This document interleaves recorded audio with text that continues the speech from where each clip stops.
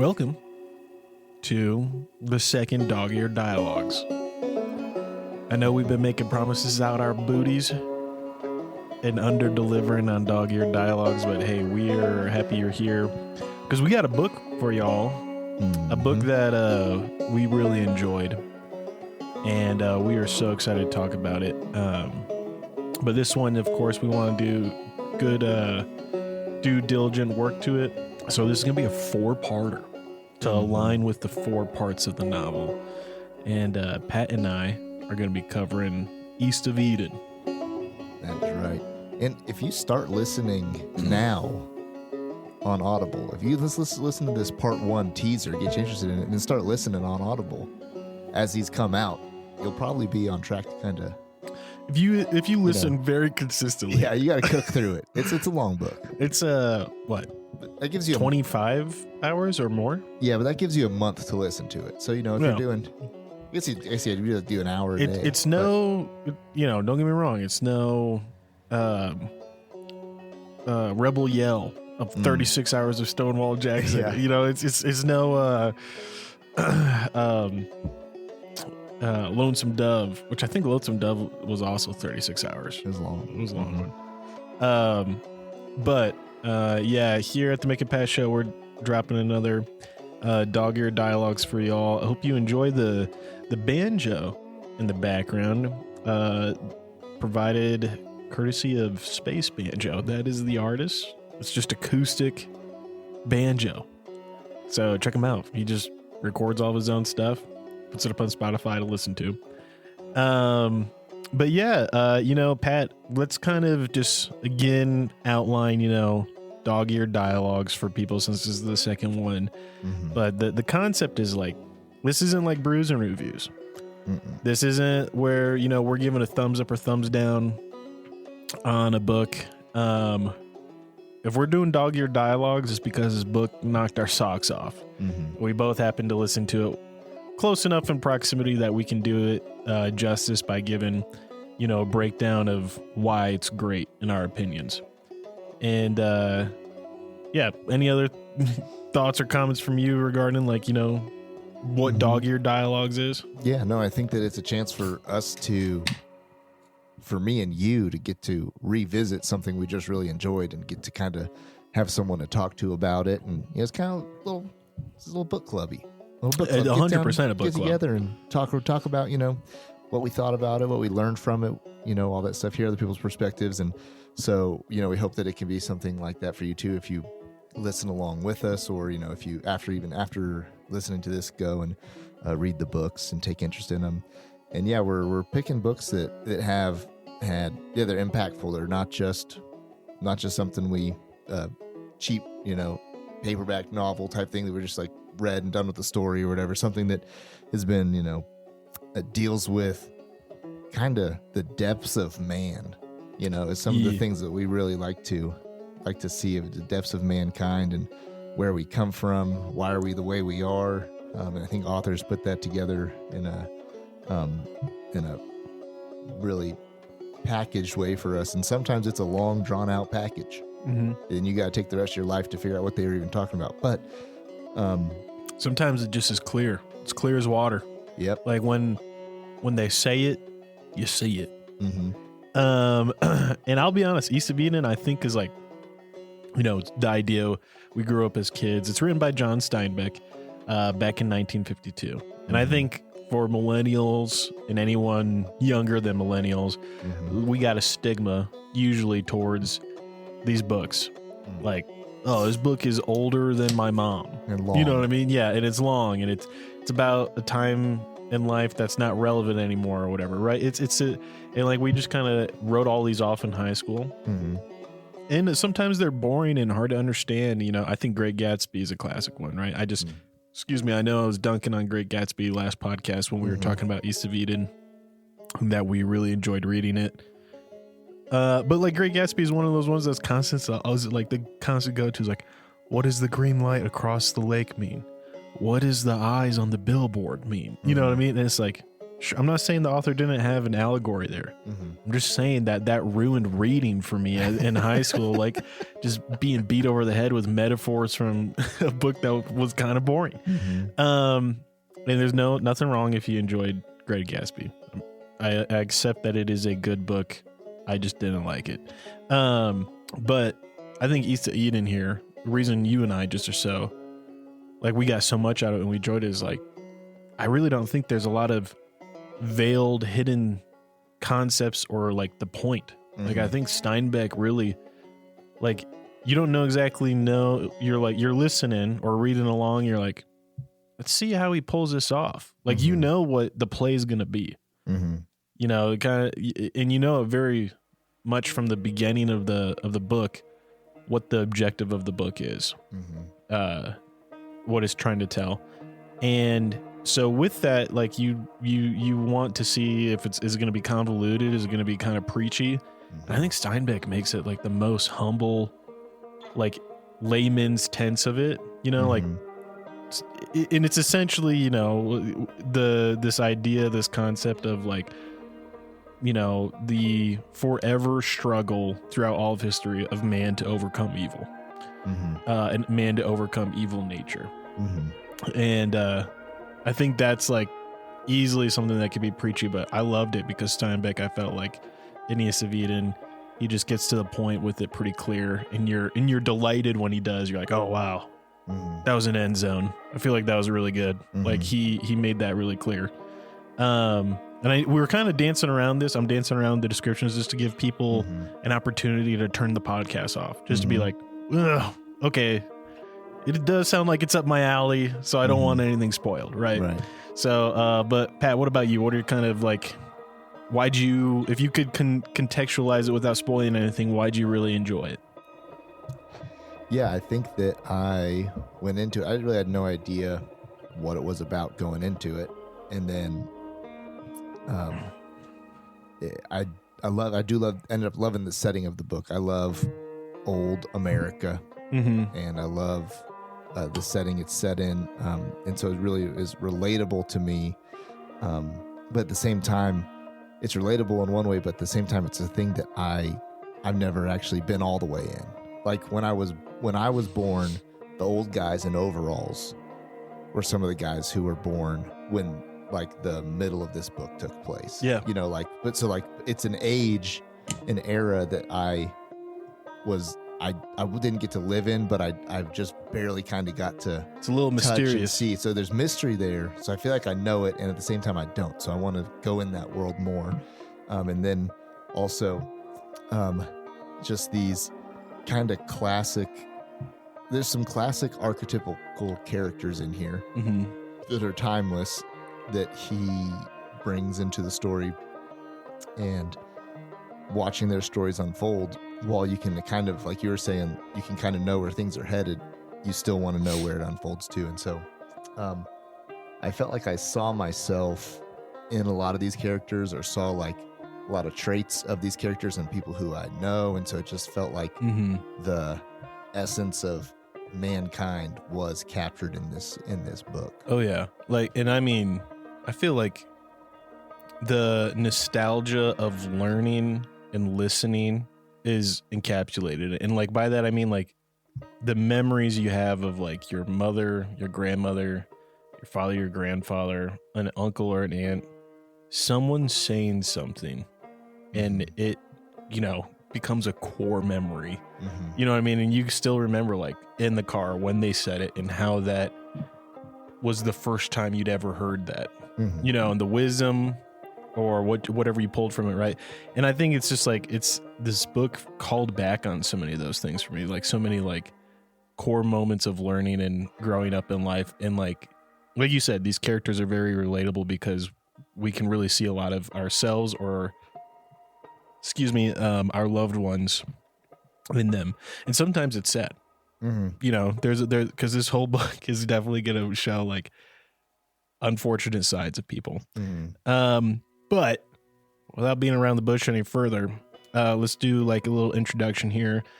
and start getting into the characters, and then we'll get into the key points of themes. We're just going over the first 11 chapters, and Which the themes throughout. There are 52 of, so. Yeah, there's 52 chapters. Yeah. But part 1 of the book is just with chapters 1 through 11. So we're going to keep things just in that section, and so at least you'll know that we're not going to spoil the whole book for you. But now's kind of your last chance to turn away before we get into spoilers for the first part of the book. But East of Eden, like I said, written by John Steinbeck back in 1952. A lot of people refer to it as his magnum opus, you know, his best work, the thing he poured everything he had into. And the summary on Google and stuff, if you look around, it'll say East of Eden is a story of a venomous rivalry between two generations of brothers, paralleling the biblical story of Cain and Abel. However, family and friendship help to prevent disaster by guiding the family to the realization that mankind may be flawed, but redemption can be found. And I wanted to just give an opportunity for us to kind of insert like our own personal description summaries, pulls away from this. And, you know, and this is kind of like the way I would sell it, right? How I would sell it to someone I want to read it is that this book tells a very believable story. Some of it might be nonfiction. I think the majority of the novel's fiction, but as best as we could tell from John Steinbeck's writings, some of it may be based on true events, but it really tells at the core the story and lesson of learning that you have a choice to either do evil or rise above evil and actively choose, consciously choose not to commit evil, not to be evil.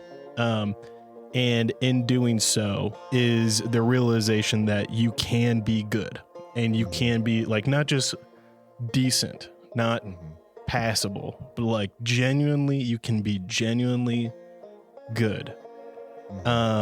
Once you realize it's a choice that you can make and that you can choose to overcome the evil within us.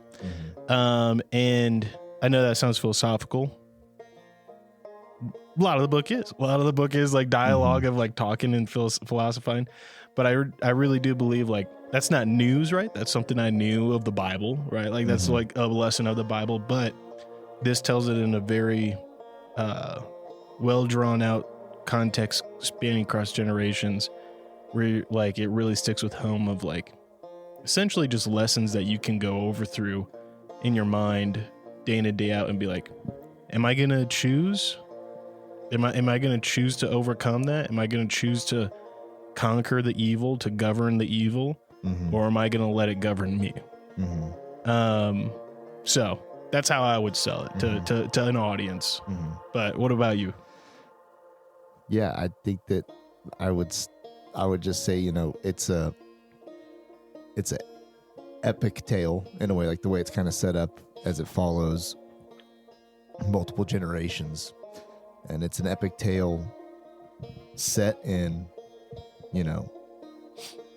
old America, where you have just a story of men doing their best to relate to one another and, like to your point, find their way to goodness and as they define it, because we see all these different characters. You'll see different characters throughout it who don't arrive in a spot where they fail to quote govern. Unquote good. Yeah, they fail to govern the evil. You'll see others who kind of think they did arrive in a good spot, but they really didn't either. And others who did find, contentment, happiness, and, purpose in those things. And so, and some characters are good, but they second guess it forever.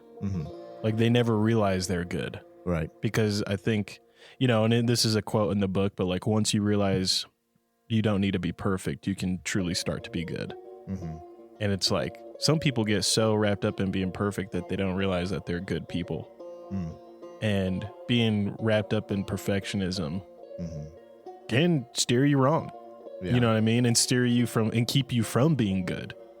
Yeah. You know what I mean? And even like, and also like, even to more tightly put it to somebody, I'd say like this is a tale of the struggle of brotherly relationship. Oh, yeah. And there's all these things that come around it. But at its core, brotherly relationship. Because we have some blood brothers as well as... Let me also say this, too. I've been selling this book to ladies lately. Right. So I want to make sure to, like... Now, like, in no way, shape, or form political correctness or anything like that. Like, that's not my intention here. But, like, this is a book that I don't think is just written for dudes, right? Like, it's not just about, like, bros. Mm-hmm. I genuinely do believe, like, the allegory in the book is on both sides of the genders, right? And, like, there's just as much here for women to learn and meditate on and consider as there is for the dudes. Right. So I just wanted to say it because you said like it's about like brotherly stuff, and it is. It does focus on that. But I just also want to say, like, women, you're not going to be like, oh, I can't relate to these dudes. Like, you'll listen to them and be like, oh, I can relate to these dudes. Right. I agree. For sure. So we can get into some of these, some of the characters. We're going to break down some of the characters, talk through a little bit of them, and then go through and break down some of the themes and key points we saw throughout the chapters. And I can't remember, is the first person we hear of Sam Hamilton, or is it Cyrus Trask in the opening? That's a good question. I think the first chapter begins with just I know the first chapter is just glossing over time, right, and establishing the setting and all that. So I think the first character that we're introduced to is technically Adam, and it says Adam was born to Cyrus, I think. Right. But that's... Anyways, Cyrus is the first dude we spend time with. Yeah, and so Cyrus is... What a guy. And also the story starts basically right in Civil War time. So we've got... right after it. Like right as it's coming to a close. Yep. And... so the antebellum period, right? That's a thing. But you can't say antebellum anymore. For sure. What's the thing with that? I don't know. I'll look it up. I don't know what the deal is with that. But if you know what I mean, that's when it is, after the Civil War.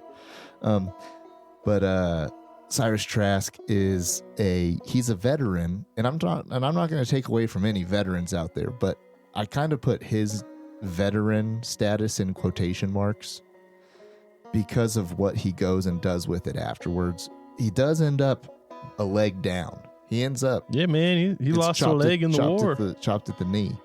But he was, from what we can tell, basically he was in a battle, and he got shot in the leg, lost his leg. And so he was in one inconsequential battle at the end of the Civil War. And Cyrus goes on to greatness slowly, as he remakes himself. Cyrus is basically a nobody coming back from the Civil War. He's a man without a leg, and he starts to kind of fall in love with Civil War history and all the battles and everything that happened. And I think he just kind of starts to believe his own BS. Like he just... he realizes, this new young wife of his, Alice...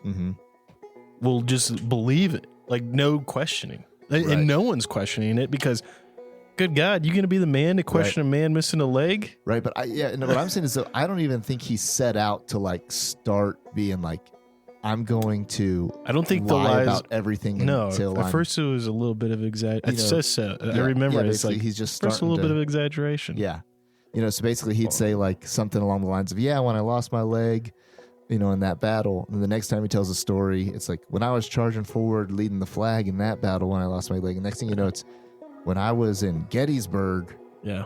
And holding the flag. And he actually, it does too say that he never actually personally claimed. The way that he would tell stories was this way of, he would never directly say that he had done something, like with like a stolen valor statement, but it was the context of like expertise. In the way that he would tell the story about it and have expertise of what happened, it was as if he had been there, which, credit to him, thinking now about like, with the internet and today, what we could do with, if you wanted to become an expert on anything, you could go take the time, read all the books, read all the stories, and like watch all the videos, and you could become an expert on something. But at this time, he was reading all the whatever literature he could and articles and talking to people, and he did become an expert in a very short amount of time with what they had at hand, to the point where this was at this time in the world, we had books and stuff, but like oral tradition, oral history was still like a very heavily like relied upon thing. So if somebody, oh yeah, I heard from up the road, Mr. Collins said such and such happened. Well, he's a man of his word, and if he said it happened, that kind of thing. And so, anyway, Cyrus Trask ends up, ultimately becoming a guy who's out in D.C. and who is advising the president or the vice president, advising on the highest levels. And during that time, between when he's just a guy who lost his leg in the Civil War and becoming this huge influential character in DC, he has 2 sons, and he raises them as a very strict military man with strict disciplines. Was there anything, because for when we're breaking some of this down, we'll get into some of Cyrus's story, but not a ton of it. Were there any certain characteristics about him that stood out to you? I just thought it just reminded me very much of like it's kind of like the lie got too big. You know what I mean?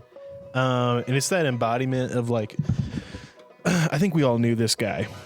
We all had a friend whose dad really pressured him to be a good fighter, like be a good brawler, because his dad, I think, wanted people to think he was a good brawler, right? And it was like, maybe like we had that friend who either he was a good fighter or something like that, who was pretty scrappy, tennis player, whatever. Yeah. And it was like, it was pushed on him by his father, and like that was kind of like, it was almost like my son is this good because I'm this good, and like even though he might have never really been that good. And like, I think there's just times where like you realize as a kid growing up, you realize like, dude, some of my friends' parents are like kind of full of shit.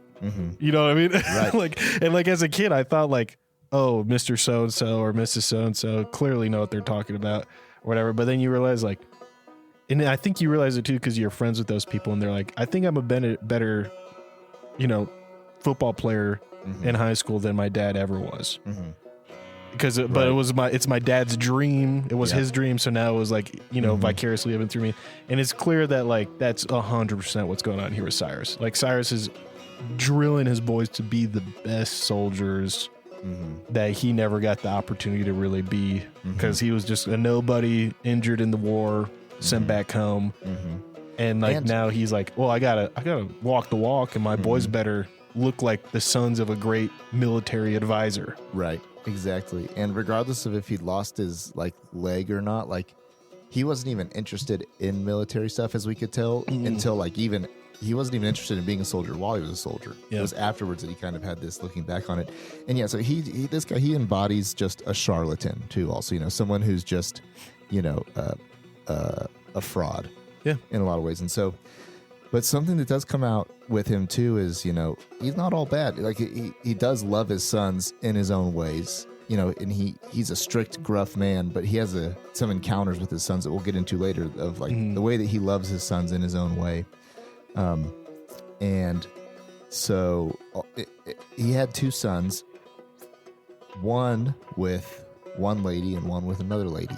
His first son, Adam, he had with Mrs. Trask. We don't know her name, but Mrs. Trask was his first wife when he was a nobody, and he was philandering with a prostitute and got the syphilis.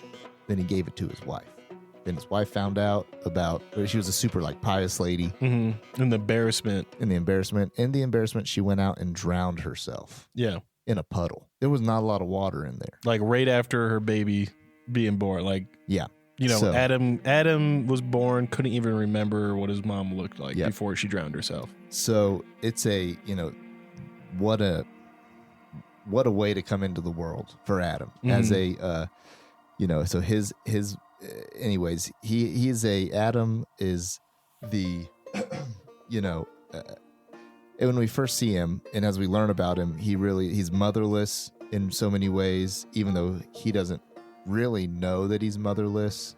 He kind of knows that she's not his mom, but Alice. Yeah, Alice isn't his mom, but he as a kid he wants her to be his mom, but we just see this person who lacks self-determination, lacks decisiveness, and he really is what his father has made him to be, in the way that he's a little bit of a shell. He just follows orders because and part of that being the indoctrination of, one, it's in his nature to be indoctrinated this way, and his dad drills him into being a soldier.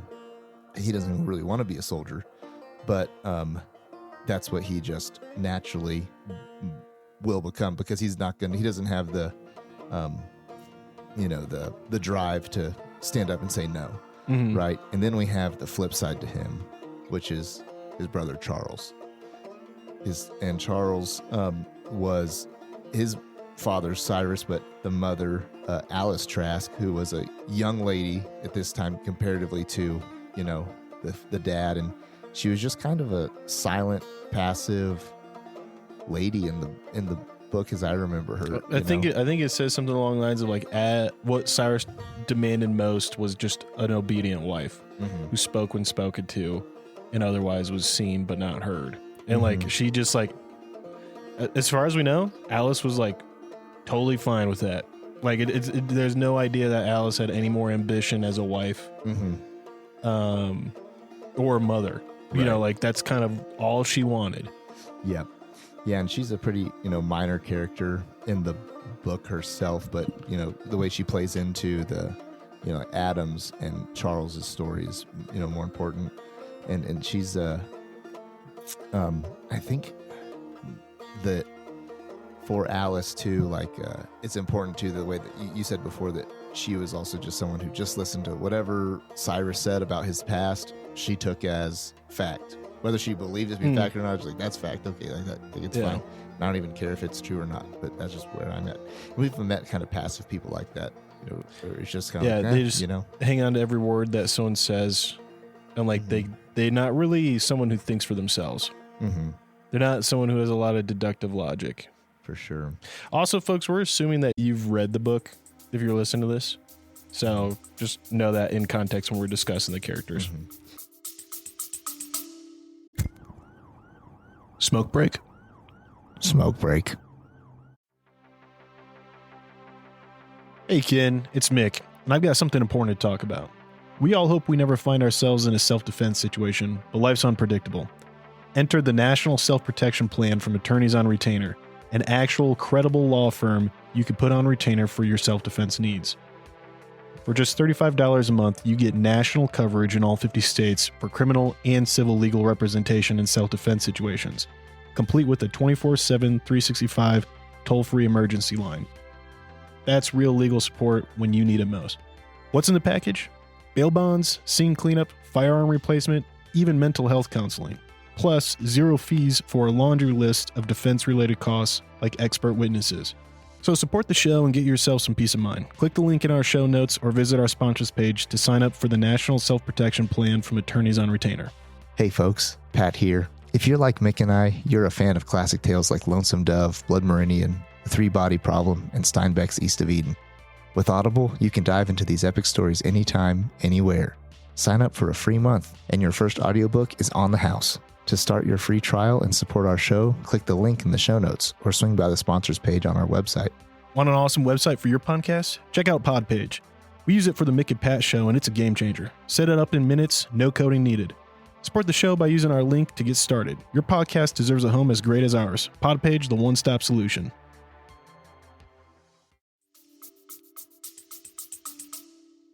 And it's all right if you haven't. You just are okay with us spoiling it up for you as well. Yeah. But so then we have, Charles is this flip side to Adam. He's impulsive, instinctual, violent, emotional, type of character. as a boy, and we start with these characters as boys, and we see them progress through their lives, but their relationship is of Adam and Charles, I think, is a lot like a lot of brothers in a lot of ways. Yeah. Which is why I think the Cain and Abel story in a lot of ways, it relates to a lot of brothers too, even though it's not as extreme always as killing your brother. It's there's just tension and differences and jockeying for approval of a father and that sort of thing, and just feeling different or feeling, this sort of thing. And so the Adam and Charles relationship is really key to part one of this book and how they interact with each other. And then jumping over to the other family that gets followed in this book, we have the patriarch of the family is Sam Hamilton. What a guy, Sam Hamilton. I think that... Put some spec on him, dude. Samuel. Yeah. Samuel Hamilton. True. His name is Samuel. And he's kind of mysterious of origin. We know he comes from Ireland, and we know he's an immigrant, but we don't really know. He's a little Melchizedek-y. Yeah, like what drove him to come over. We know that it was something in his past that he decided to come to America and seek a different life. And he's, like I said, he's an immigrant. He's just this hard worker who can't turn a profit, but he's a dreamer and an inventor, and all of his neighbors love him. And he, especially as an immigrant at first, his neighbors aren't so sure about him, but then very quickly they know that, like, this guy will do anything for him. He'll dig him a well, he'll weld them some special unique thing for their wagon to work better, whatever it is, and he'll take care of them. And I don't know if he welded them, but he forged it. I don't know if welds were. That's a good point. I don't know. When was the first welding device invented? You know what I mean? I don't know. Everything had to be. Or did they just pin it together back then? I don't know. You're a good point, dude. But they forged it. They forged it. They melted the metal. He made metal hot and put it into shape. Yeah, with his manly hands. I bet this guy had hands, dude. And I know that this character is maybe one of your most favorites of the book. I don't know about you. I mean, one of my most favorites of fiction of all time. Oh wow! You know what I mean? Yeah. Like easily up there with you don't know that, right? And in part one, we're not spending that much time with Sam Hamilton, because he really comes into himself once the book has an opportunity for him to dialogue with other characters. But what we kind of get in this part one of him is this man who's come to America, who is trying to make a life for himself, and he has this just desert of a ranch and a farm that with his bare hands he is just struggling against the earth to turn it into a living. And I think someone says something along the lines of it was good for everything except for making a life off of, or making a living off of. It was it's basically useless. If you can't make a living off the land, it's basically useless. You know what I mean? It's true. Well, this is true, but you just had a great point I'm going to come back to in part 4. All right. Oh, okay. All right. Yeah. Versus making a living and making a life, which is a line that stuck out to me that we're going to talk about. Because I think that old Samuel had a life. Not much of a living. Full life. But anyways, also, if you want to do some pre-reading before reading this, read, the opening of the good book, and specifically read chapter 4 of Genesis and the chapter before that, which is the fall of man in the garden. And you will read 3 and 4. And that's going to also, I think, because also I'd say you have to read that before you read this, because it is really key to this book unfolding for you. I mean, everyone knows Cain and Abel. And they know the Cain and Abel story, but everybody does, and that everybody also kind of it's worth re-diving into, because Steinbeck really does get into the nitty-gritty here, and even and we'll get into Sam, and we'll do more of the breakdown descriptions of these things, but and so essentially Samuel is almost the embodiment of the curse of man. in his daily life of like, well, I'd say in his physical life of just sweating and toil against the thorns and the dirt. Like that is his job, to fulfill that just every day. Now, you know, he's a man who's kind of full of joy and mystery and all these things and wisdom too. And so, which is maybe also a depth we can get into around is there a gifting from God in the curse of man to go toil in the dirt? Like, is there good things that come out of that for us too? I don't know. But anyways, his wife, Liza Hamilton, she's just this pinnacle of piety. Like, and she is the, this would be the like classic old school religious grandmother who, no matter what you say or what you do, what action you take, she has a response to like what God would say about that. And usually what God would say and what she would say are always the exact same thing. Like, meaning however she feels about what you're doing is also how God feels about it. It's like if I don't like the way you're doing this, God does not like the way you're doing this. And hard to please lady. And kind of a smart, funny match for Sam Hamilton, who is this guy who's really kind of, I don't even think he necessarily believes in the whole deal as much as she does. He's just kind of like, I think he at one point does say like he's an atheist, and maybe not even full blown atheist as much as he's just like, hey, there is a part he questions and he doubts, what the meaning or intention is behind some scripture. Yeah, he has a little bit of a broader view. He's opened his mind a little more to thinking a little more through all the stuff. And Liza's also too like, she's that type of piety and faith that like isn't as preoccupied with trying to understand it. Yeah, it's just like I don't need to understand it. It's written in the good word. She's just, I just need to follow, and if I don't understand it, then it's not for me today. Yeah. And if God needs me to understand it, I will understand. It's just like one of those things of like, damn. And Samuel's more of like that's why I feel like I really relate to Samuel because I'm like, I came to faith through those questions. Right. You know what I mean?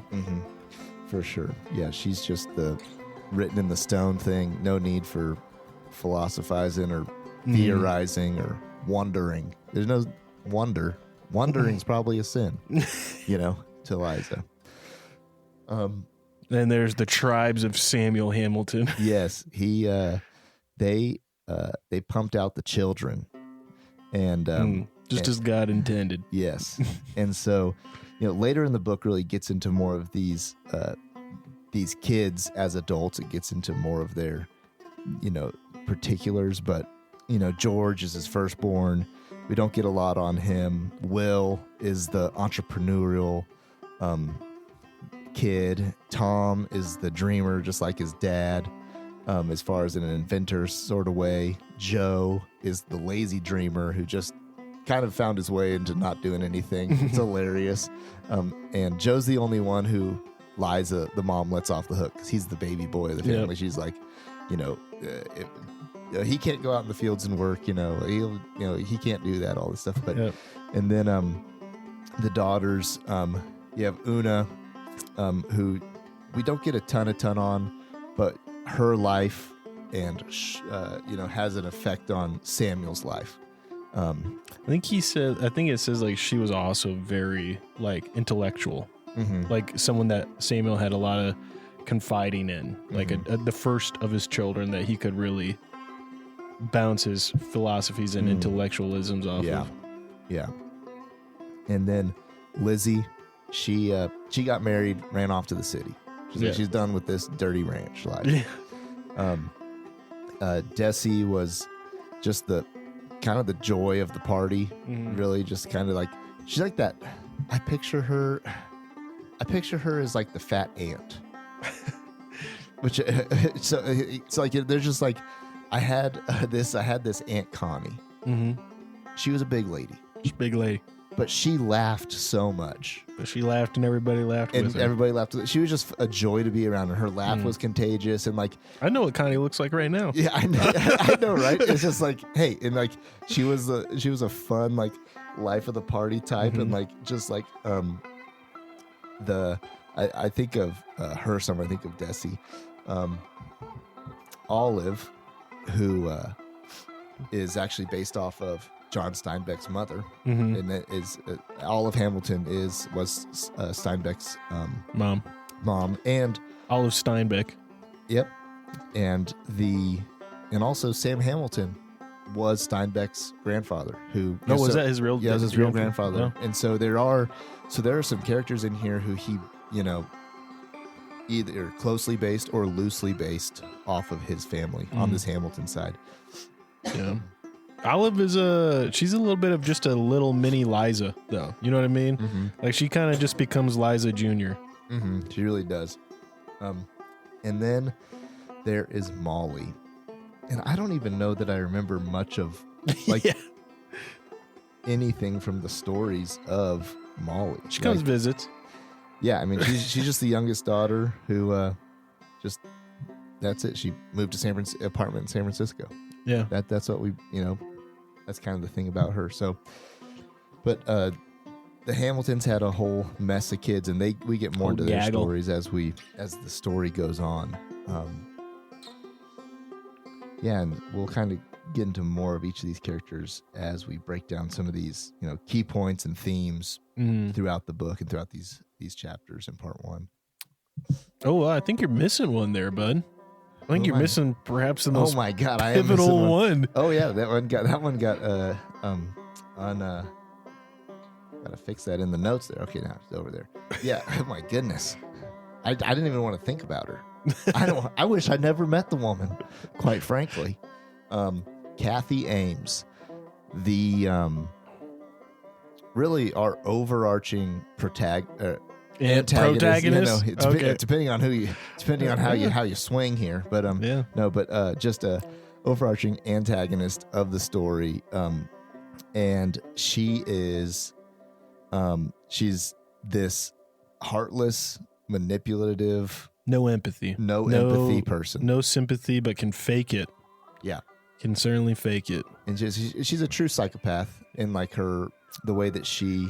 I don't think we've ever decided which one is which, because I don't know if she's psycho or socio. Yeah, she's messed up. She's probably both. Yeah, she could be both. She's the one who has no empathy. She's the one who runs the lawnmower over the cat that's buried in the lawn and somehow makes it your fault and doesn't laugh at, there's no. Yeah, there's no maliciousness, joy. I mean, she can be malicious, but there's no joy in the malice. Right. Yeah. It's just I don't care. Yeah. And can I use this? Can I leverage it? Yeah. And she is evil, and so evil, and we see that even out the gate as she's a kid, and so, her story, she's very prevalent throughout all the parts of the story, and as she is this she's the some have also compared her to an aspect of Eve in the Bible, meaning and more modern interpretations of Eve, I'm going with some traditional very strict interpretations of Eve as sin is in the world because woman tempted a man. And so we're not getting into what we believe about theology of man and women, but that's she is that part of Eve in the in this. Yeah. See, I guess when I first saw Kathy, I didn't think of her as an Eve character. I thought of her first initially as just incarnate the snake. I just thought she was the snake. Yeah. And I'd say she is more that, but also long time ago, people used to be a little bit harder on. Yeah, on people Eve. used to be it was Eve's fault. Right. Yeah. Adam has no no, he's not culpable even hardly. Right. And so or whatever. So, but yeah, no, she's the snake. She is the apple. she is the temptation of Eve. She is, and she's Cain. You know, so she's embodying all these things in the character throughout the book as well. Yeah, one thing, Pat, you know, to mention here is like it's we don't know it until later in the book, but like, you know, this really does read off essentially in these early chapters as like, you know, if you were reading the intro to Numbers or the first chapter of Matthew, and you're getting the lineage, right, of like all these people, and then we get into their stories later on.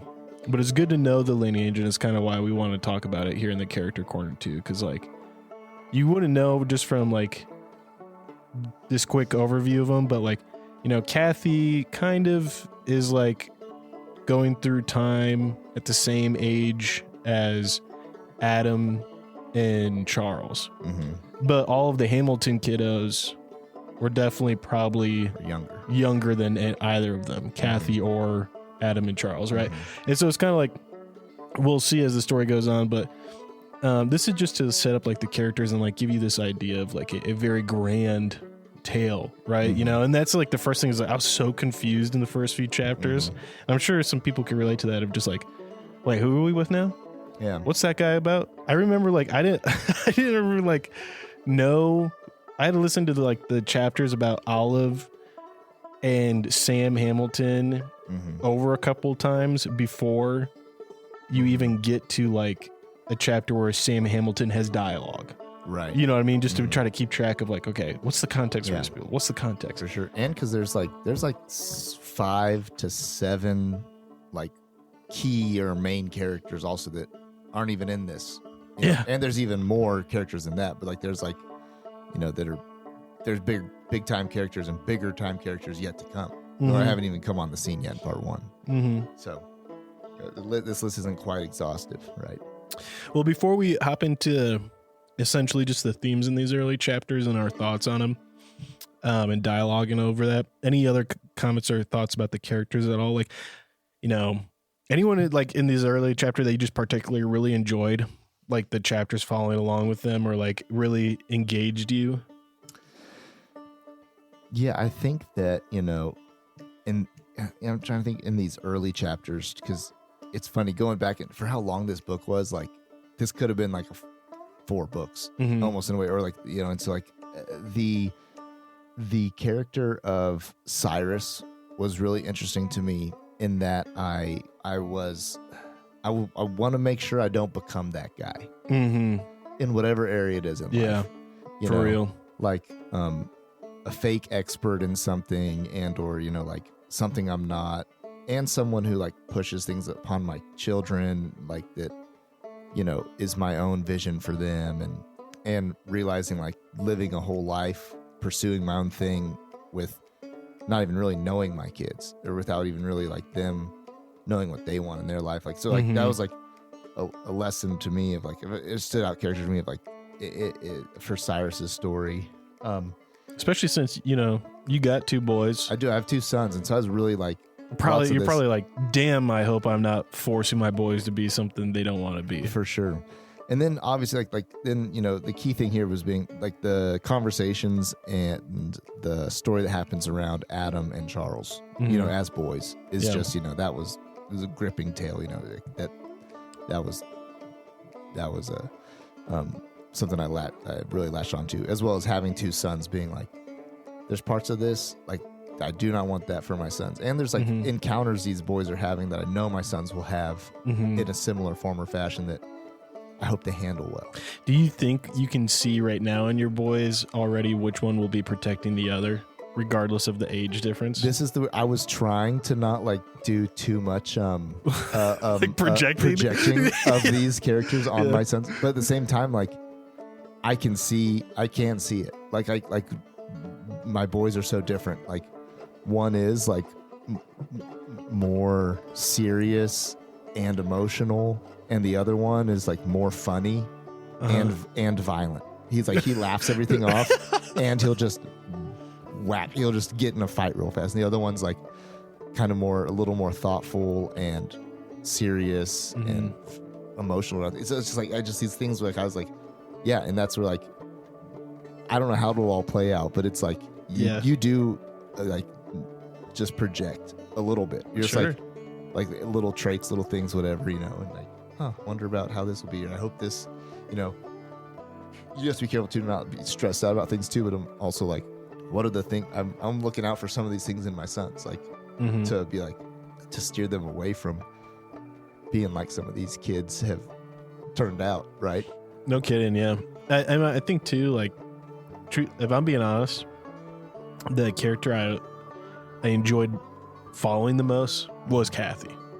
Oh yeah. You know, Kathy's introduced to us as a child.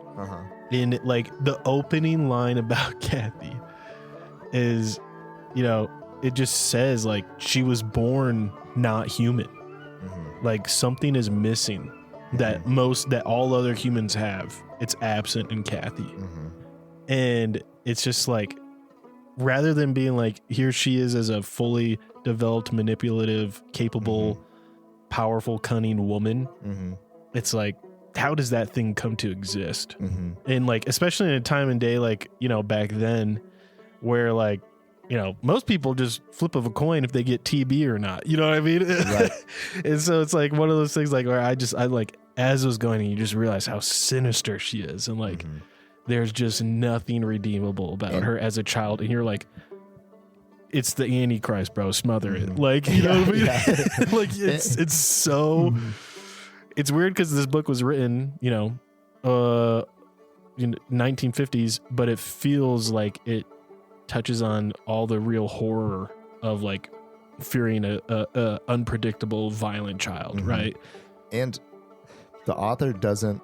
The author leaves leaves room for the other characters to develop or change, but this one there's no room. No, he starts off saying it's a monster, it's bad, it's evil, like you said, out the get go, and so it's like that's where there's no reason for the reader to hope for like redemption. Yeah, exactly. Like, right. Like it's like he wrote it in stone, and it's like it's done. Yeah. It's done. It is written. You're right. No, that's really good. So you like just that is know the point. You're just like and so no matter what happens, it's not gonna change. Kathy is poison. It's a black train that's left the building, the station, you know, and like so. And then you know, one concept I want to get into as we go through this, and want to bring it back a few times, is they talk about in this book. They say like, it's not in his nature. What's in your nature?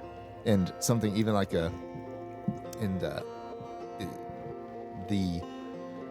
so it's interesting to me is like in this book, it's almost too like, while I said there's room for characters to change, at the same time, there isn't a lot of like full circle like change necessarily in characters, whereas like what their nature is what it mostly remains. And so this like, is your nature meanness? Is it passivity? Is it kindness? Is it cruelty? Is it merciful? Is it ambitious? Is it, you know, content? And Steinbeck writes these characters like with a nature, and they typically stick to their nature throughout. Like, and we see these characters through lifetimes. Yeah. And so the nature, you know, is a kind of like in some senses, because there's another concept we'll get into is you know, will you have the choice to say maybe about something? At the same time, Steinbeck argues yes, but he also says no, because the nature of some of these people. So we'll get into that too, as like it kind of breaks down too. But that's where that Kathy was just set in stone. Yeah. No, you're right. Hopping into themes from this first one, and like they kind of bounce around in the first part across a couple different chapters. The first part of the book doesn't feel as linear across time as the other ones, but I think chapter 1 and 5 give this idea, this image and kind of allegorical context that like the Salinas Valley. The Salinas Valley is this place just outside of Eden. Like it is just outside of a perfect garden. You know what I mean? And like the Salinas Valley all of the beauty of the world and the land and toiling and from mountains and rock and dirt and rivers and woods, fruit on trees, all of it can be seen in the Salinas Valley, but also the desert of like toiling the earth and bramble and weeds and heat, all of that can be also seen. And it really makes me like, I truly did like when they were describing the Salinas Valley, it really did make me think of like, what did it look like when Adam and Eve walked out of the garden? What was out there? Right.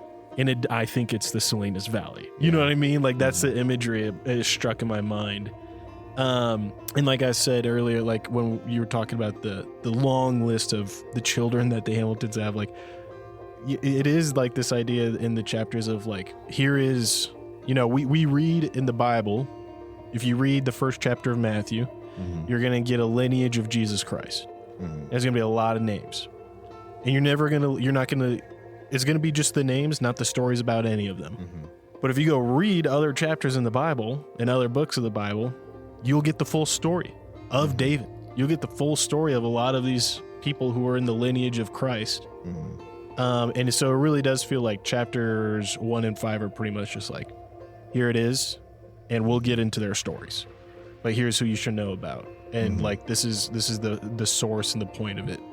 I don't know. Any thoughts on that before I move on? No, yeah, because I think like in a book, lots of times, like with the title, you're waiting for it to kind of show itself. You're waiting for it to be like, we are just east of Eden. Yeah, exactly. and he, in this way, he does just come out and say it through his writing, right? It's just, like you're saying, this like the Garden of Eden being a place that it's always, the fruit is always ripe on the vine, and there's always a spring or a well to drink from. There's there's greenery. It's calm, whereas he describes Salinas as this place where sometimes it's green, a lot of times it's not. For 30 years it can be a desert. Right. But then when it's the rainy season, it does feel like an unending bountiful garden. Right. And then so it does, you're outside of the garden there. And an interesting line he talks about too is how quickly they forget. And he says, that's a good point. He says, when it was, during these times when it was dry, people would forget the good times. And when it was good times, they'd forget that it could get dry again. And I think that speaks to the nature of man. See this in the Bible a lot. Like if looking at the Israelites in the desert, wandering around, they're constantly forgetting about what's good and what's bad. They're out there like starving, sick, getting bit by snakes. It sucks. And they forget that they have a God that's like watching out for them. And then God comes and gives them food and protection and heals them all. And then it's gravy for a little while. And they forget that it can be bad again. And then now it's getting bad again. And so just this thing about this nature of man and how us and ourselves, we just forget so quickly about those things. That stuck out to me when he was describing this place. And that is a big part of even like being outside of Eden is being man in this cycle where a lot of times it's dry and sometimes it's good. Yeah, I'm just looking at images here of the Salinas Valley too. It's in California. For anyone who wants to know, it kind of like ends down in King City, it looks like, and goes all the way up to Monterey. But it is just agricultural, that's all these images are, just green, brown, foothill mountains with just rows of crops underneath the blue sky.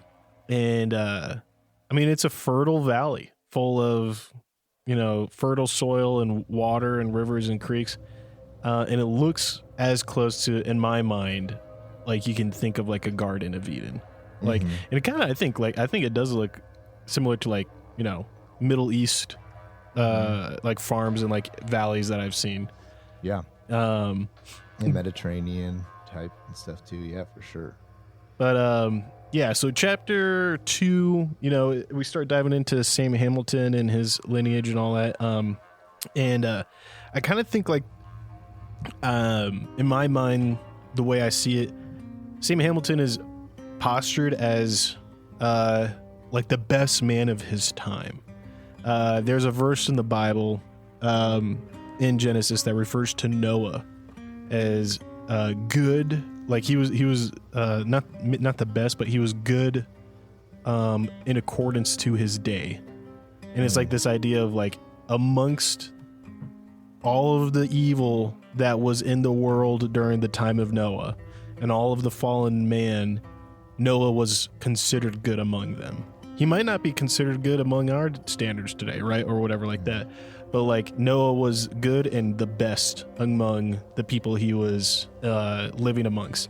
And Sam Hamilton to me feels like this. He feels like, you know, the Noah, or even like maybe a little bit of a Moses figure, that, you know, he is bringing life into this world. Like you said, he's references like this deeply loved, cherished member of the community, a good father, a good husband. But I think something that was really key is like he delivered a ton of babies. Like he knew how to deliver babies, and like people, like it was kind of referenced like every single person in Salinas Valley for, you know, a good amount, like for 40 years or whatever, knew Sam Hamilton brought me into this world. And so I think there's like this kind of biblical idea of like he's a little bit of like I said earlier, a Melchizedek figure. Like he comes from Ireland, from this land beyond. No one knows his origin. Is he of God? You know what I mean? And I think like that's kind of like the, not outrightly stated, but alluded in like Sam Hamilton is this larger than life good man. And it's almost like it's unarguably good. Like unless we found some kind of secret context that Sam had a bad habit or something, it's just like Kathy, like it's established. This is probably the best guy you're going to see in the book. Right. And then I do think of Liza as an Ebenezer. Like she's just this staff, this rod, direct connection to God that is constantly the direct connection to like the Lord's will in Samuel's life. And there's a point in the book later on, but like Sam just doesn't know what to do, and he might not have the gumption to do what he thinks needs to be done.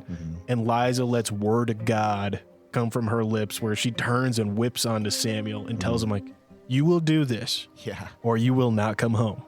And that's all Samuel needed. You know what I mean? And so like I do think Liza is like this idea of like an Ebenezer. And then this idea, this theme of like work and wealth.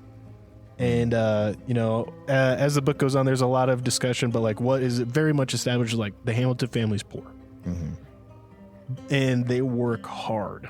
And they work doing everything they can to make a living, whether it's making money from doing trade with the blacksmith stuff, farming, or it's like making a living because you brought someone's kid into this world safe, and so they give you some food or a discount or clothes or whatever, right? And so it's like this idea that like the Hamiltons work hard and truly they kind of fulfill, you know, the curse of man from Genesis, in that like you will toil from the earth for everything, you know, and like even though the Hamiltons kind of live on a desert thing, they seem to have everything they need, but not more. You know what I mean? Before I hop on to the main Cain and Abel thing from Between Adam and Charles theme that we get here, part one, any other thoughts on the Hamiltons or kind of like that illusion? No, yeah, I think you're right on with that, because I do love what you're saying about Liza being this immovable rod for Samuel, because it is like it allows him to go out and be the philosopher and the wanderer, but he doesn't go get lost in the world.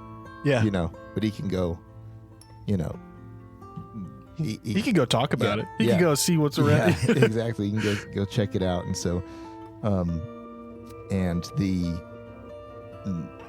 the way that they do, it's just they have a huge ranch. What would be so interesting? It's 40 acres, I think, is what it said.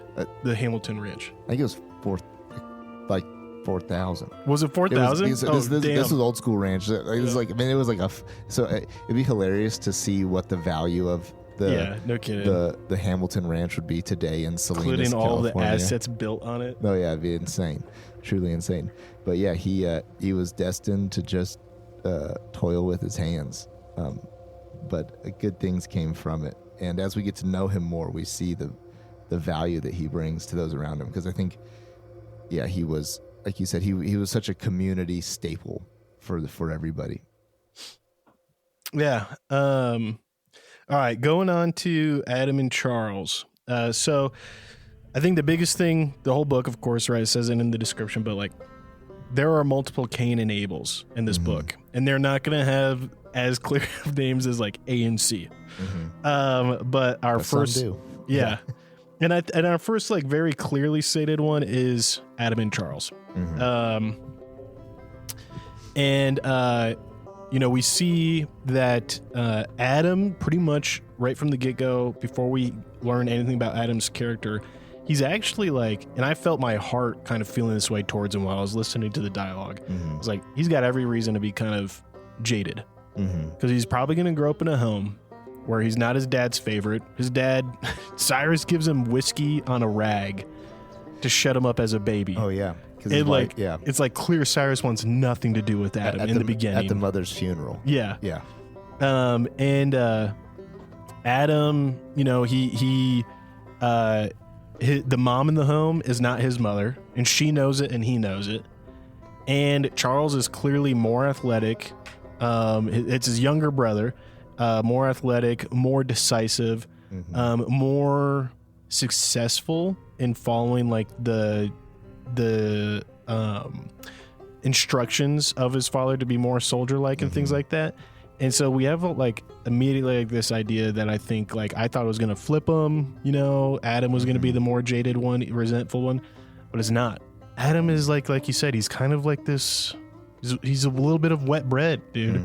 He doesn't stand up for himself well. Charles is constantly standing up for him and beating up anyone who tries to bully him.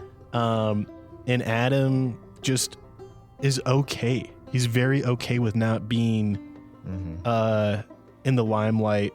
In fact, he seems to almost not want it. He wants to shirk any attention that is directed to him from his father. And ultimately, we see that Adam does fulfill the Abel role, and that he comes and prevents a very simple gift to his father that his father loves. On his father's birthday one year, he brings his father a puppy that he just found out in the woods. Like it was like in the wood pile. Yeah. And he finds a puppy and brings it in, and his father cherishes it and loves it and is like delighted. And Charles brings his father a watch. A knife. It was a knife that he had sold. What do they refer to it as? They don't say money. They say like it was like labor. It was like bundles of wood that Charles had chopped. Yeah, like somehow quarts of wood that he'd chopped, and it was whatever it was. It was a lot of work. Yeah, it was like 10 quarts of wood or whatever that he had. He calls them something else, but they're like called like chips or something like that. I can't remember. But essentially, he's toiled for this, and his father just takes the knife, thanks Charles, puts it in a drawer, and like is like, but Adam, this dog, and like, and like so immediately like we see Charles getting resentful, and even at one stage, Adam we see beats Charles in a game, and Charles usually wins. Charles almost always wins, having never lost to Adam in anything athletic before, never having to share the limelight, snaps and beats Adam up quite a bit. And then later on, Cyrus goes for a walk with Adam. This is, while they're probably 15 or 16. It should be mentioned that night, Adam hid in the bushes and his brother came back out. Hold on. You're jumping way too far ahead. You're jumping way too hard ahead of me. All right. So Adam goes for a walk with Cyrus. Oh, right. Yep. Okay. Thank you. And Cyrus is telling Adam like, hey, I believe in you. I respect you. Like, you're going to be a soldier. You're going to be a good soldier, and there's a great future in it for you. And Adam kind of gets the like first time in his life the ability to be like, well, I'm just not really sure I want to be a soldier, and I'm going to be cut out for it, But the biggest issue is that Charles isn't there to hear this. And all Charles sees is that Dad's going off on a walk with his favorite. And no matter what I do, Adam's going to steal Dad from me. And Cyrus kind of tells Adam Like he's like, your brother will never be a soldier. Yeah, he's just not gonna. He's not got the guts for it. Not the guts, but like the makings of it. Yeah, he's not made for it, and that's all Charles wants to be. Yeah. You're right. That is all Charles wants to be, is to be a soldier, and not to be a soldier, but to just glorify his dad. Because then when the onus gets put on Adam now to have to hold that kind of secret, and that's what tears him up in this next culminating part you're getting to. Yeah, so Charles confronts Adam, and they're going out, and it's the classic confrontation, right? The gifts have been given, and clearly God is displeased with one. And not only that, but God seems to be showing favoritism to one and telling the other, like, you'll never be what this one is. And so that's the illusion that we get here with Charles and Adam. And Charles confronts Adam, says, what did Dad talk to you about? And Adam's hesitant to tell him because Adam doesn't want to, break his heart and be the bearer of bad news. Like, Dad said you're never going to be a soldier, and I have to go be one in order to honor the family. And in avoiding it and dancing around it, Charles snaps and totally loses his cool. And in probably one of the most tense things, scenes of the book. I don't know if there's maybe one or 2 points that were more full of tension, but this one was crazy tension for me listening to it. I was like, oh my gosh. Yeah. I know the story of Cain and Abel, so I should know what's about to happen, but is it going to happen? Charles is beating the snot out of Adam and leaves Adam on the road to go back to the farm. And Adam knows that Charles is just out of control, lost his mind in anger, and he crawls over to the side of the road to hide in the weeds growing in the ditch off the road, and hide in the shallow ditch water. And of course, this is probably 1880s, 1890s, and so Charles comes back, can't see anything outside of moonlight. There's probably one street lamp every 100 yards. You know what I mean? If that.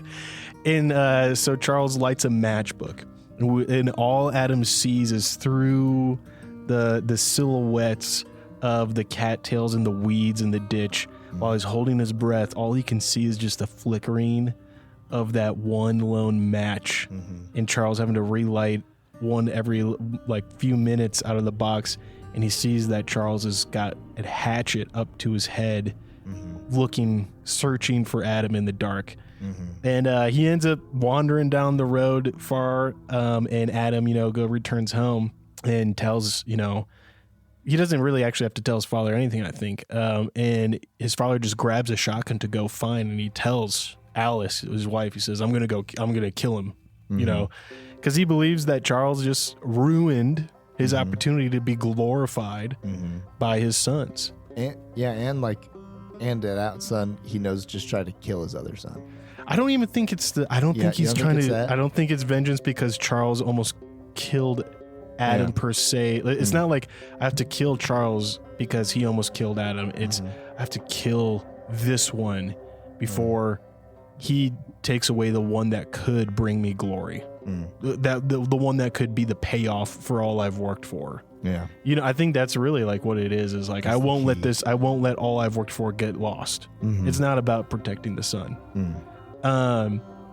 Ultimately though, Cyrus doesn't find Charles. Adam is being cleaned up, and he's drafted, essentially. He drafts himself, but kind of under quite a bit of pressure, into the armed forces to go do essentially the Native American Wars and the westward expansion. And he leaves before Charles is found and returns back to the farm.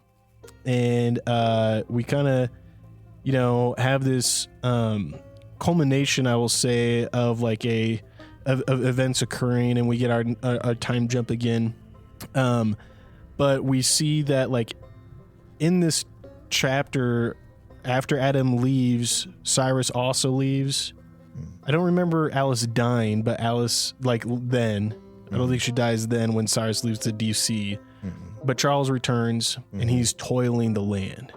He's toiling the farm, just like the curse of man. And it's like the curse of man is fully here because now Adam's gone, Cyrus is gone, God has left Cain, right?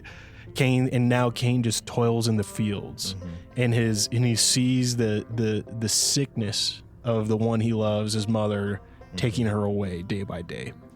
And all Cain can do, all Charles can do, is write letters to Adam. And eventually they seem to like Adam, it says Adam finds fondness and excitement in the letters from his brother eventually. And so it's like they forgive without having to request it and give it. But it is interesting to just see he does, Steinbeck doesn't miss a beat. Like, Charles's future is clear here. He will toil the earth forever, and he's going to be alone, and he will never be in the presence of his God again. You know what I mean? Yeah. And then on this train of thought, as time is passing here, one day, and this was my favorite part. This was the part where I was jumping out of my pants with excitement. I was like, oh wow, that's really well done. One day Charles is toiling in the farm, and he's writing this in a letter to Adam, detailing what occurred. And he's telling Adam, I was trying to remove the stone, because he's just got to plow the fields, man. And every year there's more stones to remove from the farm as he expands in land. And he was wedging on this rock, and in the effort to move it, he slams his head on the stone. And the stone cuts open his head, like deep gash, and he goes home. And by this point, his mother's dead, Alice is dead. And then as he's home, he's trying to take care of this wound, but it doesn't heal right, and it looks infected, and the doctor's concerned. And it's characterized in the letter of this ugly black line. And he says, if I just had ash like those Catholics do, it'd look like a cross. And it's just this idea of holy smokes, what a well done, subtle, but clearly as well obvious mark of Cain. And this mark is, Charles talks about, he's like, I can't hide it with a hat because it's on my forehead, and I can't hide it with my hair no matter how much I try to pull my hair over it. No matter what, you can see this dark mark scar. And everyone sees it, and he knows everyone sees it. And we see Charles lives alone. He never takes a wife. No friends come. Sometimes some of the whores in town will come and stay at the farm for a couple days before he kicks them out. But just as the curse of Cain is everyone will know if they strike you down, it'll come back to them. But everyone will see it clearly on you that you are marked. Right. And no one is going to want to hang out with Cain. They know him as the one who killed his brother. Yeah. And that's just what we see here with Charles. And I think it's the perfect first allegory of Cain and Abel, while also keeping it fresh, right? Adam's not dead. Metaphorically, Adam died and he became new, because before he was even fully healed, he was enlisted. And now he's the life of a soldier in manhood, totally separate and segregated from everything he knew as a child. But the Adam of the farm died. And now we're kind of moving into the next area. But before I go any really further into after the military, I just kind of want to see your thoughts and how you felt, how are you reacting, to this as you're realizing oh, he's really going for the Cain and Abel allegory here. Yeah, it was he just, I thought it would maybe be have to be way more parsed out, where you have to really break down some things. It's nope, there it is. That's the thing. And while as he's doing it so clearly, you were saying, that moment of tension is Adam gonna survive this? Yeah. Is he about to get hacked up? Yeah. I don't dark. know. I don't know what's gonna happen and then also at the same time, you do have the way that Charles talks about the knife and the pup, he just always keeps saying that knife. Why didn't he just use the knife? Why didn't he use it once? He didn't use it. I found it in the drawer. Yeah, didn't take it to Washington with him. Yeah, all that stuff. And it's he just. But they gave that damn dog a medal. Yeah, The dog sits with him in D.C. at his office. Yeah, and it just it was so and it was it was hurt to watch it too, because you're just like, yeah, he did work hard to give his dad that knife, you know, and you're just like, man. And the madness is relatable. Like you can empathize with Charles, where you can see him just in this like cyclical frustration, anger, blame, and it's like, I get it. I get why he's mad. No, yeah, and that was and these basically one and two chapters covered, you know, end up covering years, you know, in a way. And so the way that Steinbeck writes that scene where Charles is coming out tandem with the matches, it's like you're watching a movie. Oh yeah, you know, yeah, you can see it right there for sure. Yeah. What'd you think about the mark? Like, did you know that letter, when he started talking about it, like, did you think, like, did you see it telegraphed really well? Because I didn't until he talked about how he couldn't hide it. And once he said he couldn't hide it, I was like, oh my gosh, this is the mark of Cain. Yeah, it wasn't until then that I was like, he was marked like Cain in that sense. Yeah, I didn't see it till later too, but and the fact that it came through his struggle, you know, in the land. I was really glad it wasn't supernatural, because I literally asked myself, I was like, I get it, they're Cain and Abel, but like, how are they going to have him marked without it being like supernatural? Right. You know what I mean? Right. And also, I don't know if does the Bible speak to what the mark was? I think it's very just a mark, a mark. Yeah. It's like, who knows what that, you know, so we don't know, but you know, the, what it is, but yeah, the mark of Cain.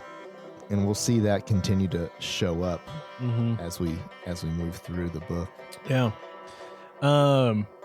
This one I kind of like too. I thought it was like not super expanded upon, but just like there's a decent amount of time set for it. But Adam is discharged from the army. He meets with his father. His father tells him to, like, you know, I can get you into West Point. I can give you these things. And I was like, I just don't want those things. And re-enlists again for another term. And then after that, he's like, okay, I'm actually done with this. This sucks. And when he leaves, he just wanders aimlessly. And he doesn't have a home to return to. He doesn't have a people. He just wanders aimlessly. And he actually gets, quote unquote, enslaved, right? He gets arrested for just wandering, vagrancy, and gets put onto a chain gang to be, you know, slave labor for building roads. And as soon as he serves that term of 6 months, they release him and arrest him in the same day and give him another 6 months. Yeah. And it's very, I think, allegorical to, you know, the Jews in the desert roaming for 40 years, because it really does feel that way. Like it feels to me that like he is roaming and wandering without purpose and aimless, and like not following the guidance of like God, Cyrus, telling him like, hey, this would be good for you. I could set you up. I could establish you. And he's like, no, I don't want that. And eventually, you know, he reaches out to Charles and says, hey, can you send me $100 so I can get home? Yeah. And, you know, and Charles, like, to his credit, like Charles does. And once Adam is home with Charles, Charles reveals that while Adam was serving time, Cyrus had died and left Adam and Charles each half of a $100,000 inheritance. Which of course is a fortune in that day and age. I have no idea what that's like be today, but it's insane. Like, it's a lot of money. Yeah. Charles and Adam, though, like, they have this conflict, you know, not between each other, but just within themselves, because they believe like Charles reveals to Adam he did his research and really looked into things and realized all the stories his dad told as they were kids, they're all lies. Dad wasn't there for it. He couldn't have been there for it. He just knew what had happened at these battles, but like he was a fraud, and therefore the concern is like, is the money legit? And is it good to take an inheritance that we didn't work for and was possibly stolen? Which I think in of itself is like I'm not saying it's specifically a biblical question, but like, you know, like, God promises them a land. They got to go into that land. They take that land from people who are living in the land. And like, I think that's kind of like a little bit of the wrestle here. You know what I mean? Is like wrestling with this inheritance, and is it ours now? Is it right to take it? Should we do it? What are the consequences? Because really, it's not like about right or wrong necessarily. It's more like Charles is concerned someone would be mad and come and like take it back, or hurt them, or give them criminal charges for having it. But I think this is actually one of those parts where Charles' like morality does come through, where he is he is kind of like, Charles is not a purely evil character. Right, where he's like, and I think there's a little bit of like, it's from a liar, I won't take it. Yeah. Like it's from like, I won't take it stolen, and Adam's just like, I don't think he'd do that. Well, he was like, I didn't love our father, but I thought he was a great man. Like he achieved a lot. And the line there that he throws is, Charles says, how can you have faith in him if you didn't even love him? Which I thought was an interesting, deeper thing for like people who say they follow God to like think about. How can you have faith in him if you didn't even love him? Yeah. And that's one of the big conflicts between the two of them, where Charles did love him, and Adam, he didn't. You ever watch that show Modern Family? Some. Dude, okay, there's one scene later in the seasons where, all right, so the whole show, Phil Dunphy and his son, I can't remember his son's name, maybe Max. No, Luke. It's Luke. Luke idolizes Phil, and they almost like share a brain with like just how in sync they are as father and son. But something happens, I can't remember what it was, and Phil, like, he just, he falls short in some way or another. And Luke is just like, is that the sound of my idol falling off of his pedestal? And I kind of feel like that's what's going on with Charles here. Like his idol, his father, who he loved and worshipped, is falling off the pedestal, and he's never going back up on it. You know what I mean? And like now Charles just is second guessing everything. Yeah. And when this money comes into play, what's interesting too with them is, for biblical context, you also have like this, because all these characters, while they're also Cain and Abel, like there's so many characters in this who are, they're Adam and Eve encountering God, or they're like, or they're Cain and Abel, or they are like Adam encountering like the curse of man or whatever, and like and all these things. And so like in this case too, you do have like these two people having to have they're choosing, like, once again, this is like this $100,000, which was, I guess I just did, it was like 3.4 million modern day, right? So like not a bad chunk of change. Yeah. Also is like the kind of like the apple again too. Like you'll never have to toil the earth again. Yeah. It's like, it's a little bit of like the apple coming back again, and where Charles is like, I don't know if I want that, and like Adam's actually the one who's just like, more nonchalant about it. Yeah. And so, and right before they get back together too, one of the letters that Charles writes to Adam, it was so, intense, and it was so well done, where he's writing out his thoughts and all of his feelings and these things, and you're kind of seeing like he's jumping in and out of actively writing a letter and then just writing his thoughts as he goes right before Adam comes back. I just want to give credit to Richard Poe. He narrated Blood Meridian. Oh yeah. But dude, when he is narrating these letters of Charles and the manic, like the manic fear or frustration that comes through, it was so good, dude. Like it like literally pulled me out of whatever I was doing, and I was like, I just was reading Charles's letter, and I could hear his voice in my head. You know what I mean? It was so strange. Yeah, and we don't know how much time has passed while he's writing it. The way it's being written, the font and the intensities are changing, and he's going in and out of, hey, it'd be nice if you ever came home, and also that, that darn knife. He can't get rid of the knife out of his mind. And this did lend to like some mental health issues Charles has or something. So, yeah, like you're saying, there's some sort of manic thing going on within him, and something left undone. Is that a line from it? He says something about there's just something left undone or something that he says, and it's like, and it's like this. even the nagging feeling of if just at the end of your day when you know there was something kind of left undone. I think that's how he describes the farm in one of the letters. Right. Is like the context of like it's never done. Like he has a lady come and clean it, but like I think he does describe it of like the haunting emptiness of the farmhouse on the farm property of just knowing like something's not done. Right. Yeah. Just and there's the thing of like knowing what needs to be done. Then there's the worst thing that's like. There's more work, or not knowing what it is that's undone. I don't know what I don't know what it is, but I know there's more work. Yeah, and I don't know what's been left undone, but it's driving me crazy. And from there, they decide to keep the money, and they start to, but they don't really spend it. No, they kind of just go ahead because they kind of expand the farm with it some, and then.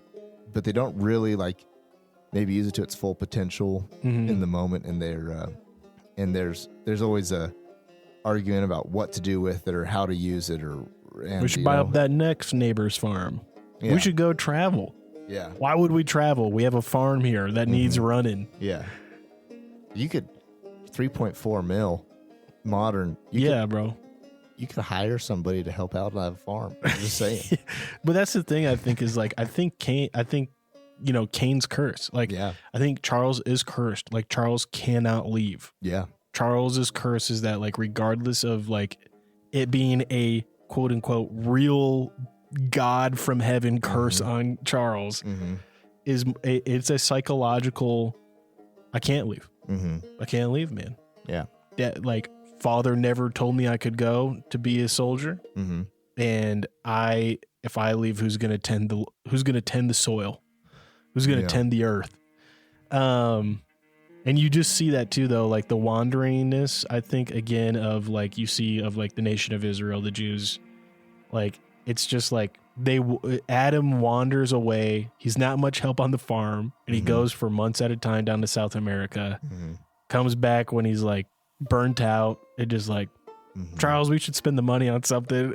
It's like also it just made me think like, dude, imagine like you got $10, you take $10 out of your 100,000 or whatever, and you could just go to South America for like a month, like come back to hand and be like, all right, Charles, we should spend that money on something else. You know what I mean? For real. But it did feel like just like that, like Adam wanders and avoids the curse to work. Not that he's exempt from it, but just that he avoids it because he doesn't want to do it. Right. And he doesn't see the need to it because he sees the inheritance. Maybe he knows like there's a promised land, right? He knows there's a land of milk and honey. Why would we sit here and toil? And Charles is just under the curse, man. He will never leave it. But I'd like you, since you kind of were working on this section, introduce us our next Cain.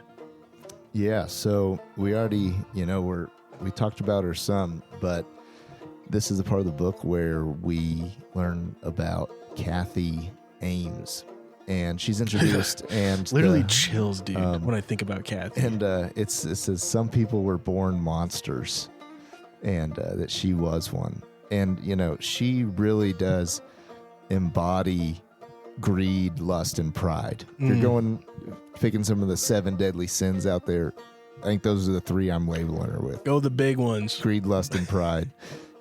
And so in her story, from a super young age, we see her using the tools she has and the tools she's going to use for the rest of her life, which, is the power of manipulation through, female sexuality, seduction, and at the, using the, male curiosity and weakness, to get what she wants, and not exempting men from these things either. Can do the same thing, but she is the Venus flytrap. So like she has this thing put out there, and like a fly to it, just the curiosity and the weakness, and it'll consume them. Well, and she, it might not be stated necessarily. I mean, I think it is a little bit in this part. She like recognizes when people aren't flies, whether they're men or women. Mm-hmm. But she, like the Venus flytrap analogy, I think works because like the Venus flytrap will never catch a worm, Mm-hmm. and it doesn't want to. Mm-hmm. It only wants to go for the flies, Mm-hmm. and she knows who the flies are. Yeah. And the people who aren't flies that can't just be immediately reeled in, you know, Mm-hmm. she avoids. Mhm. She has like almost like an itching like fear. Like sometimes the way it's described for her, like the way she feels about a person, feels to me like, you know, any demon movie you see where someone holds up a crucifix to a devil.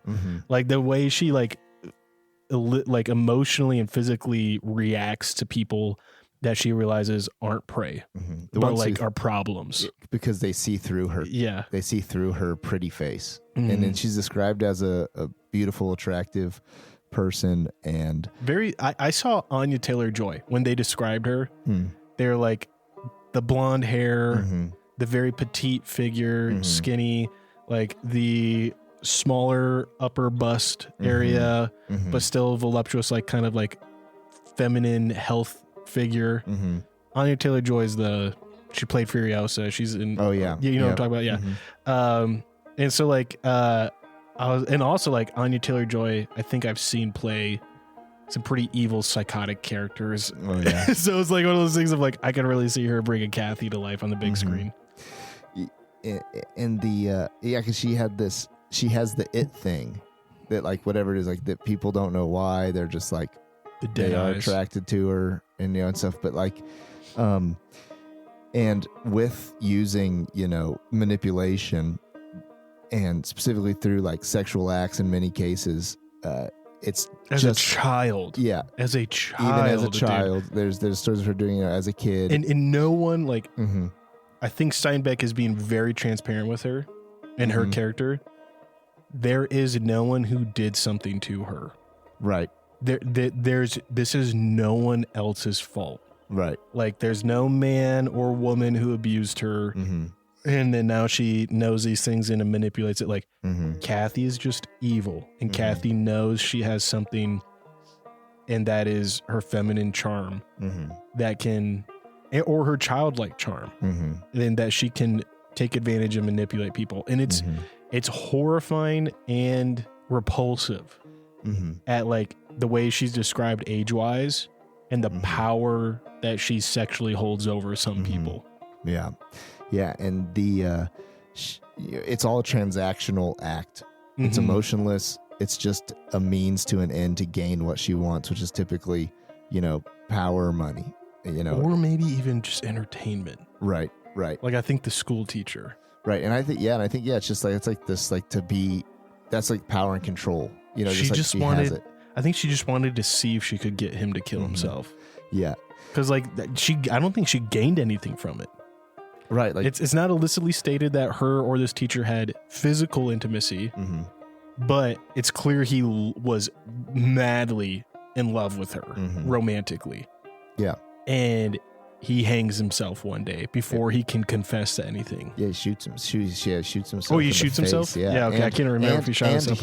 And I think a thing to note about it too was he had been to divinity school. He didn't get in, and he wanted to return to divinity school. So there is this thing of like this guy who's trying to get away from it, to get back to the right thing. In a sense, maybe she was just like, no, if I can't have you to play with, right, you don't get to go off and be with them. And so one thing we see her do throughout this whole thing is she plays the long game. She'll be who she needs to be in front of other people until she gets whether it's days, weeks, months, years, she'll play the role, be the character, fall in line until it's time. And and like I was saying before, where she is the apple, she is the snake in the garden, she is temptation, that is what she, I think that's pretty much what she represents. And she also does represent, Cain once again, as well. And did you see it coming that she was going to kill her parents?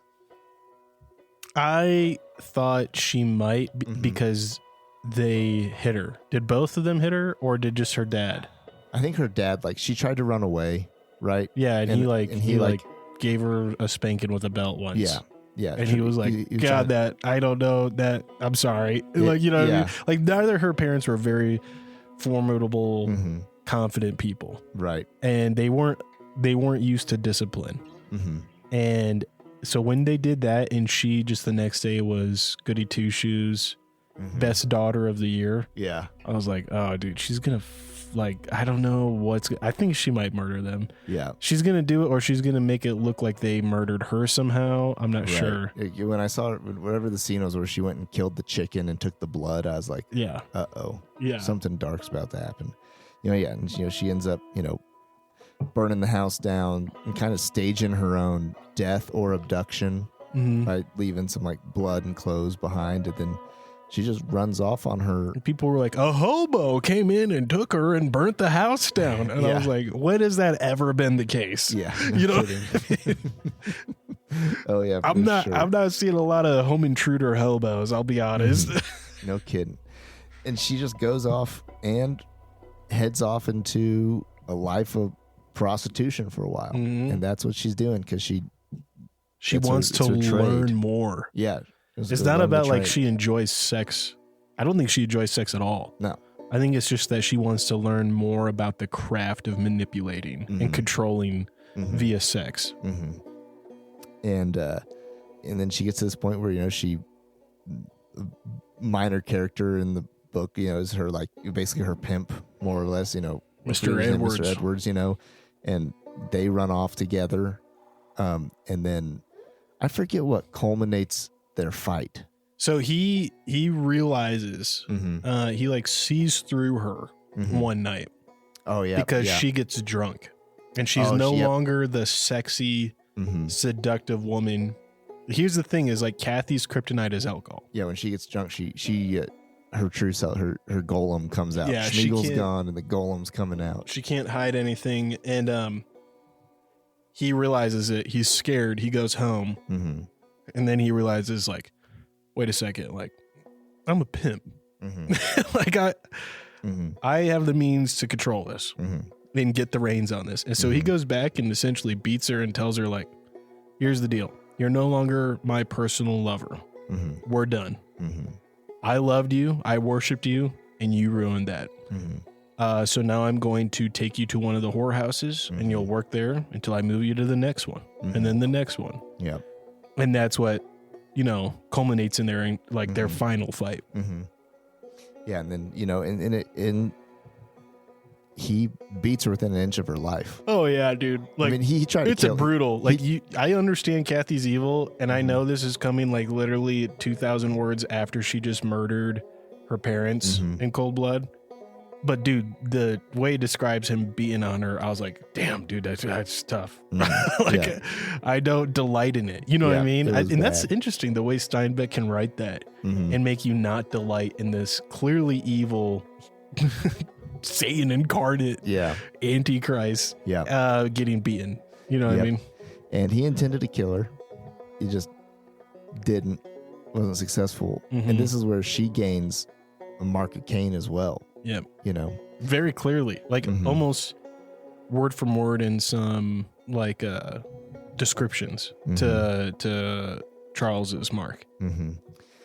And so what's interesting here is like her plan in life was not to come into Adam's life, but that was a hiccup. But she did, unfortunately for Adam. Yeah. Right. And so she's found on their doorstep, she's dragged herself onto it, beaten within an inch of her life. And at this point, she's taken in by Adam and rejected by Charles. And the Charles piece rejecting her, that like getting back to where you said we were talking about before, where people who see through her stuff, who can see the people who make her uncomfortable and she doesn't want to be around, are the ones who can know who she is. I think even before that too, Charles' rejection is moral. And that like, it's like, Adam, what will people think if they find out there is a woman beaten into an inch of her life in our bedroom and the two of us live alone with no women. Right. They're going to think we keep her here shacked up as sex slave. You know, that's what he's alluding. He's like, the right thing to do is to get the doctor and take her into town. Yeah. Also, what if the person comes back looking to finish her off? Right. Like, it's another moment where we see Charles as like, not logical. Yeah, not antagonistic, but like logical and moral. And and then as she starts to come to, you know, and be around, he does also now he sees into her, and she does not like that, you know, and she's faking that she can't talk or that she doesn't remember the stuff. I'll be honest, I think you do know your name. Yeah, I think you do know who beat you up, and I don't trust you. He just tells her straight up, and this is where, you know, Adam the farm boy died, you know, and now we have the new Adam. And this is where born again. Yeah, this is where sin comes into Adam's life. This is the golden calf. Yeah, baby. This is, you know, this is all those things. Yeah, you know? It's the idol.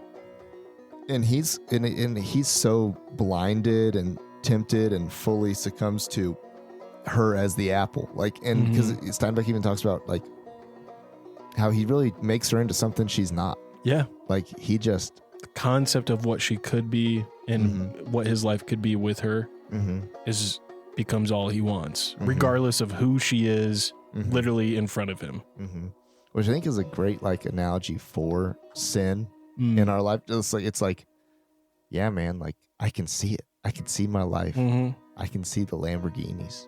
I can see like I could like whatever. What color am I driving? Yeah, like whatever that, like whatever the thing is, your idol, your lust. You know, it's like I could see, you know, my life could be so great with, you know, this, that, and the other, and like you just get blinded to the fact that like you think that the way to get to what you want is by basically drinking this poison. You know, it's like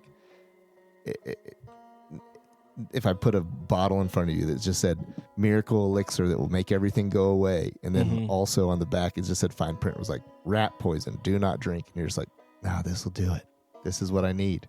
And this is what happened I feel like that's what's happened to Adam in this, where he's just fully consumed by her. And so they end up getting married, and this is once again, Kathy's now re-entered playing the long game, because she has no money. That was the other thing too. She lost her fortune. You know, she had a bunch of money saved up, $10,000, whatever, you know, saved up from being a whore that she lost.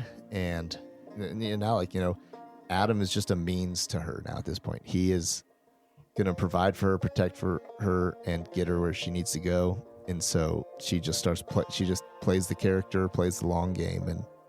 And as she heals, I mean, because she's messed up. Like, I don't know the specific time frame, but it seems like she has to heal for going on a couple months before she could even really, like, probably talk and walk. Because I mean, it says her teeth got knocked out on one side and her jaw was busted. So I imagine there was quite a while before she could even really communicate with Adam proficiently. But yeah, I mean, like we know it's coming. We know it's coming from the first time Adam gets like immediately goo eyes for her. And he comes in one day and proposes that they get married. And we know this is bad, dude. And we know like Kathy's gonna handle it just like a snake would and be like excited, but Adam, give me some time. Just so she can get her things in order. She's gonna say yes. Yeah. But it's just so that way she can confirm the plan. And she knew that's what she wanted. She wanted Adam to propose so that way she could control him. And in this, you know, the marriage occurs legally. They have, I can't remember, they didn't go somewhere. They had someone come to them, or did they go into town, or did they have someone come to them? Well, they went into town. Charles thought he was going to drop her off at the train. Oh, yeah. And he took her into town and married her and showed back up with her. And Charles was like, what the heck, bro? What? Like, and Adam like comes back. He's like, he doesn't even give Charles a moment to like argue. He's just like, we're leaving. We're taking half of our inheritance. I'll sell you my half of the farm if you want for cheap. I'll give it to you if you want, but we're leaving. Yeah. And Charles is like, Adam, she's a freaking snake, man. Like, she's going to take everything you have. Like, you're going to be miserable, Adam. And dude, oh my gosh, the gut punch. Like, we hear from Kathy's mind that she recognizes some of herself in Charles.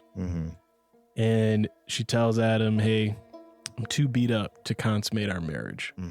So let's just rest and stuff. And Adam's like, oh yeah, no big deal. And she gives Adam a little bit of her own medicine for the pain, some opium in his tea. A lot of it. Yeah. And he clonks out. And while he's sleeping, she goes to Charles's room and she flings the covers over and tells Charles to move over. And Charles protests. And this is the thing that made my skin crawl. It was like all she said over and over was move over. That was her counter argument to everything Charles argued against. And all she had to say was move over 3 times before Charles breaks and he sleeps with his brother's wife. After knowing and saying she's a snake, she's a villain, and the last things that we hear from Charles in part 1 is like, that damned fool. In reference to his own brother. And it hurts, man. It hurts so bad to see Charles and Adam. They'd gone through highs and lows. Feels like they'd repaired their brotherhood multiple times. And just to see like Charles immediately realizes Kathy is everything I warned him about. And he can't deny her for the sake of honoring his brother. And I think this is where like part of Cain, the nature of Cain comes out in the beginning, where it's just like because there is a thing and there is a bitterness in him towards Adam too the whole time. They've been working on everything and he does love his brother, but at the same time, like, you're leaving me. He still, just like when they were kids, wants to hurt his brother, wants to punish his brother in even a sense of competition. This is winning a competition. Yeah. Right? Like this is like all those things that he made the semi-valiant effort at rejecting, but it was set in stone. Yeah. Also, that it was going to happen. Yep. Like during that scene, I wasn't for a second being like, "Oh, he's making out of this one alive." Yeah, no, I was like, he's not putting up to a good enough fight. Yeah, I was like, you knew it. Even it was just like from the beginning. I was like, he has no chance. I knew at the moment that she told Adam that she wasn't going to be able to have sex. Oh yeah. I was like, she's going after Charles tonight. Yeah. Like, I hate her so much. I wish she would have died. Anyways, well, we've been going on for a while, Ken. Hope you've been enjoying and all that. And if you haven't listened to East of Eden, get it now on Audible. You can get it through our links. It's on our website, East of Eden. You can click the audiobook icon. It'll take you right to it to order it. And start listening to it so you can get ahead before we drop the next week's. But I guess just, for sign off, Pat, what is kind of like when were you hooked in part 1? When was it in part 1 that you're like, all right, Mick is right, I'm listening to this for the rest of the way through? Because I was pushing you. I was pushing. I was like, Pat, you got to listen to this book.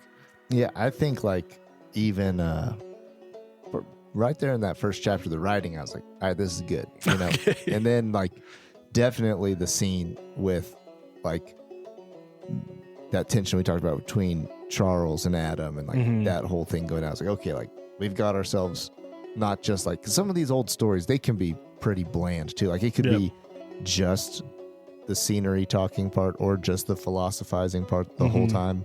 This has all of it too. It's got, it's got some action, but it also, it's got some good pacing, all these things too. So that's where I was hooked to. I was like, okay, like this is a long book, but it's not just going to be a slog, right? Yeah, I think I was the same way. I think that scene is what sealed me up to like, all right, I'm going to listen to this the rest of the way through, just to find out what is going to happen to these brothers, if not for anything else. But thanks for joining us, Ken. Appreciate y'all. Pat, anything else to sign off with? Yeah, no, thanks for joining us for part 1. It ended wild with this crazy woman coming after this brother's bits. And that's where it ended. It ended right there. Oh, I mean, the scene ended. Cut scene.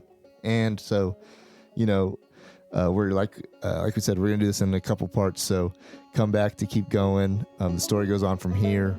And we got years to cover. Years and years to cover. Generations. So let's, get back with us next week. And we're going to keep going through it. Till next time.